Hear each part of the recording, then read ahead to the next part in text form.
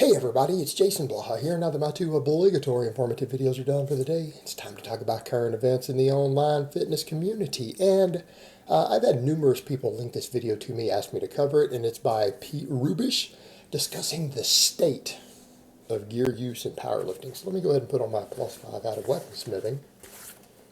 Work on skilling up my crafting a little bit, and let's talk about this. All right. Let's be honest. What did Pete say midway through the video? He flat out says, in his opinion, and this is a respected powerlifter, a guy who's been open and honest about his gear use, that in his opinion, powerlifting today is about who can use the most drugs, right? It's about who can use the most drugs, and he's also said there's going to be consequences for that.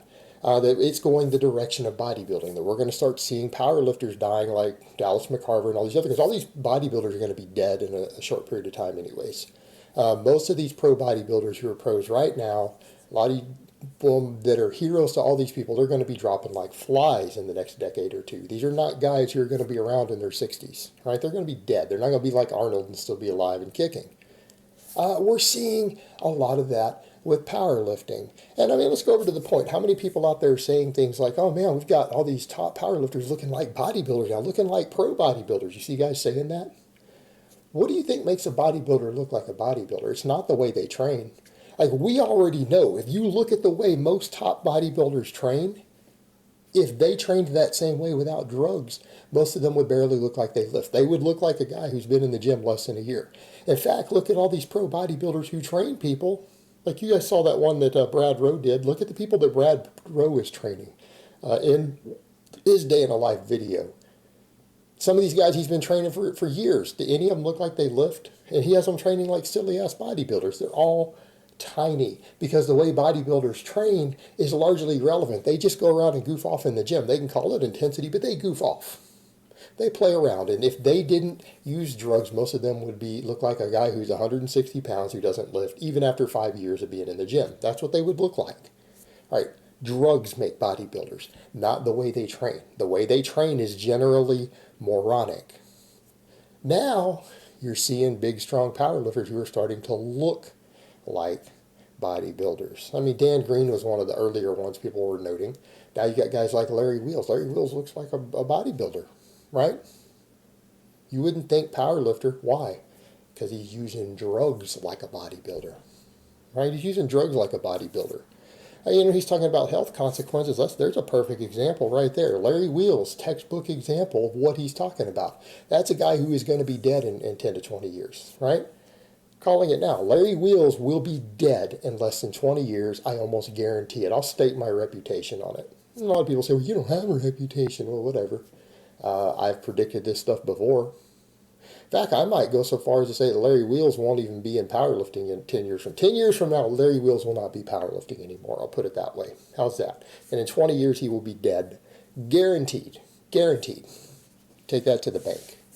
So, you got guys like Larry Wheels. Let's go over to Pete's point. And Pete doesn't name names. Pete's trying to be a nice guy. I'm not a nice guy. I don't care if I offend people. I call people out all the time. Now, people will say, well, you know, people who live in glass, no, people call me out all the time also. There are people who make they're basically pay their rent making videos talking about me. And that's fine, man. So if that's the case, I might as well talk about anybody and everybody I want. What are they going to do about it?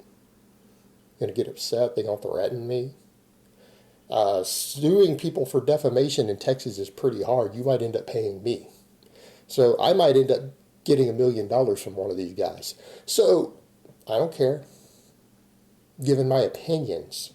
I'm giving my opinions. See, Pete's nicer about it than I am. I mean, let's look at what he's talking about. What did he say?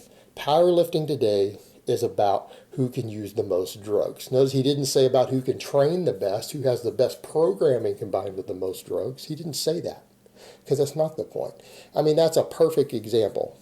I'm going to get to the little bridges in a minute also. Does anyone see anything magical or special about Larry Wheels' training? No. Does his programming or what he do in the gym? Just look at some of the lifts he performs, the way he performs them. Does anyone look at that and think, man, that's really good training? So any of you coaches out there look at that and say that? Any of you coaches are looking at what Larry Wheels is doing and saying, oh man, that's great, Charlie. His training protocol and his programming and his execution of lifts is fantastic. No, it's average at best, probably below average.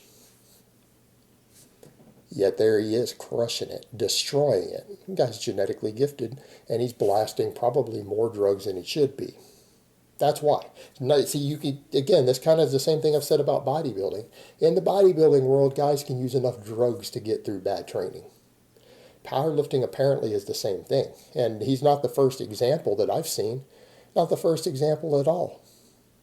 But it is an example of showing that, mediocre training with good genetics and enough drugs, if you just keep up in the dose, you can produce phenomenal results in powerlifting. As long as you're training heavy and doing the main lifts, you can goof off and do whatever other silly shit you want. You don't have to program, you just up the dose. And that's exactly what you see with Larry Wheels. Larry Wheels is a guy who's never trained natural, by the way. He admitted to starting using gear when he was a teenager. Right? He's been nonstop. Now let's go over to the point. What did Pete say about, look at these guys. When you see guys who, you look at their lifts and their lifts never regress. They never regress. Do you see that in the drug-free world? No. Do you see that when guys blast and cruise? If guys do blast 1 or 2 blasts every year and they cruise the rest of the time, do their lifts continually go up and never regress? No. You take guys who've been powerlifting more than 5 years who are completely drug-free, do their lifts always stay at the top? Do they always stay peaked, or do they occasionally regress and have to re-go up and down? That's what you see. Guys who cycle, you see the same thing. As he pointed out, is that today guys are just staying on. They're not even bridging. They're not cycling off. They're not cruising. They're just flat doing a blast year-round, and they just never stop for years on end. And that's what's producing some of these phenomenal beasts in powerlifting. As powerlifting has grown, it's become more competitive. As he pointed out, there's more meets, there's more competitors. Like, I'm shocked when I look at the field. There's so many more people competing in powerlifting now than 5 years ago, and even then, 5 years ago was more than was competing 10 years ago. We have all of these competitors. We have so many people competing now. And because bodybuilding has kind of pushed the limits with drugs, it is trickling down into powerlifting more. And I mean, some of the first freaks, perfect examples of guys who, when you look at their training, their programming is horrific. But I heard stories firsthand. I'm going to throw somebody under the bus because they threw me under the bus. The Lillibridges. I had Steve Shaw. When Steve Shaw and I were on speaking terms and we were doing a little bit of work together before he stabbed me in the back and showed himself to be the traitor that he is, stabbing me right in the back like a dick. When we were on speaking terms, you know what he told me over the phone? That Steve Shaw told me this. So if the Lillibridges get upset, hey, go talk to Steve. Steve told me this directly. He told me that the Lillibridges at a meet he was at, that they were taking 10 grams of testosterone every week going into the meet. And he said he watched one of the Lillibridges the day before the meet and chatting with him inject 10 grams of testosterone the day before the meet. 10 grams, that's 10,000 milligrams. And you want to know what a replacement dose is? About 100 to 150. So if 100 milligrams will put someone, it replaces a replacement dose. In other words, someone who's been castrated. Let's take, what's his name? It totally blew my mind. I just did a video about him. One of the fitness YouTubers who he's having both of his testicles removed. All right, 100 milligrams of testosterone with no testicles will allow him to have sex normal, have normal function, normal sex drive, all these other things, right? It will allow him to have normal testosterone levels even though his body is producing nearly zero. 100 milligrams will replace what you have in your body. Well, a gram is 10 times that. 10 grams is 100 times that. So in other words, these guys were using 100 times the testosterone that the average guy has. 100 times. Well, that's going to have some effects on your strength and muscle, isn't it? Of course it is. So I'm over here listening to that, and I got Steve Shaw whispering in my ear, telling me directly, hey, these guys are using 10 grams. That's what Steve said to me.